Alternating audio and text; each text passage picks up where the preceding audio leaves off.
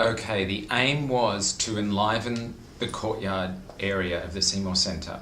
So this is many people have identified this particular area as a very good area for the public to gather and to have a nice time. And but we didn't have any programming around it to make that happen on a regular basis. So it was about making best advantage of a natural asset and providing a little bit of a structure around that so that the people came and had an event to come to, so that they got used to coming to something regularly in the courtyard. Well, it's part of our building area. It was also chosen because it has great proximity to the road and to the corner, but it has a natural courtyard which is formed by the other building, which is on the other side, the new building, providing a natural kind of, what would you say, enclosure for the sound. So even though it's outdoors, the band can play and the music feels as though it's quite sort of enclosed, if you know what I mean, in that particular area.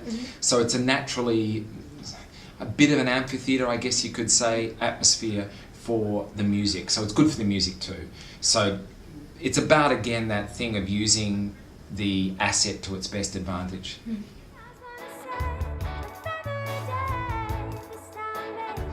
It's definitely attracted a broad audience. I think originally it was really intended for uni students and sort of get people in the immediate area involved. But it's definitely attracted uni students, younger families, older couples. I mean, we've seen like families here with their 2 little kids and their dogs that are a little picnic blanket outside. It's been really, really good. Yeah.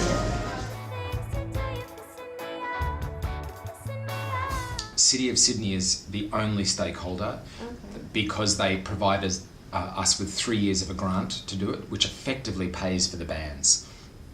Pardon me. So it's money for the bands is what the City of Sydney provides, and then the rest of the infrastructure is provided by us. They're the only real stakeholders in terms of financial ones. The other minor stakeholder is the University of Sydney. We're part of the university. They are the owners of this building, so we just have to make sure that we are running an event responsibly. But from the beginning, if you want to put it from the application, it's probably about a year. So it's, the steps rolling out was sort of apply for the grant, get the grant, and then figure out who's going to program it, figure out how we're going to market it, develop a strategy for it, and then within that strategy really figure out where we're going to be locating it, the logistics of it. Yeah. Well, there was the Seymour team, and within the Seymour team we've got the tech team, we've got the marketing team, the front of house staff, the venue staff, and the artistic director who is sort of the overseer of it all, and then we've also got the festivalist who program the actual music. Absolutely. The festivalist did a really great job with the planning, really different sort of music. No 2 bands were the same, which was really great. It attracted different kinds of people and sort of suited the needs of everyone. It was a really chill environment, and then one day you'd have like 5 women singing. I don't know if you're familiar with any of the bands that came. We had this band called Lady Sings It Better, and they had 5 girls singing, and then another band would have like a rock band, you know, and then we'd have like a pop band the next day. So it was really diverse, really great. We didn't. It was all through the festivalists, and they're a small team of about 4 or 5 people. This is what they do. They organise little events like this all over the place, and they go out and see bands all the time. That's their thing, and so they just find the bands. They go to pubs. They see them wherever, and they program them.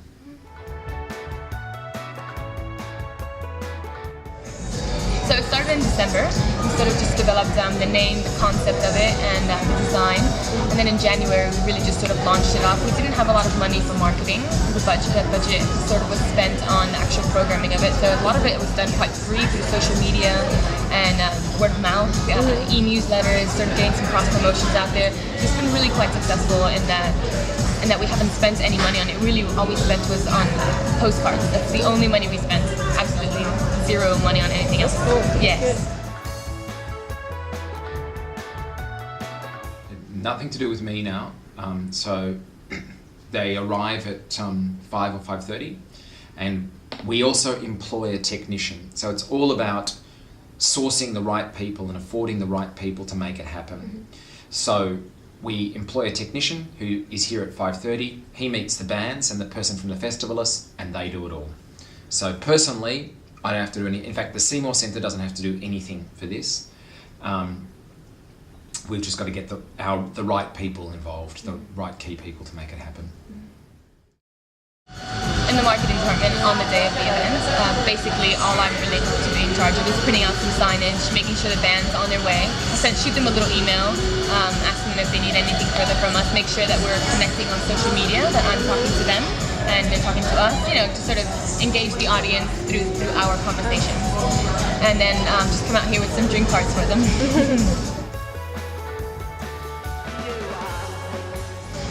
Because it is quite a simple setup. We have had some issues that some of the bands required much larger and more developed technical stuff. I'm not really tech savvy, but I have been there when that's happened. But they do get a sheet saying what they get. So we do end up working it out. We did have one incident though where we had to move it indoors because it was raining, and the sound sort of bled through the floor into the next theater where there was a show going on. So that was a bit of an issue, big tech issue. So we just stopped it really and just waited until the show was done and then continued from there.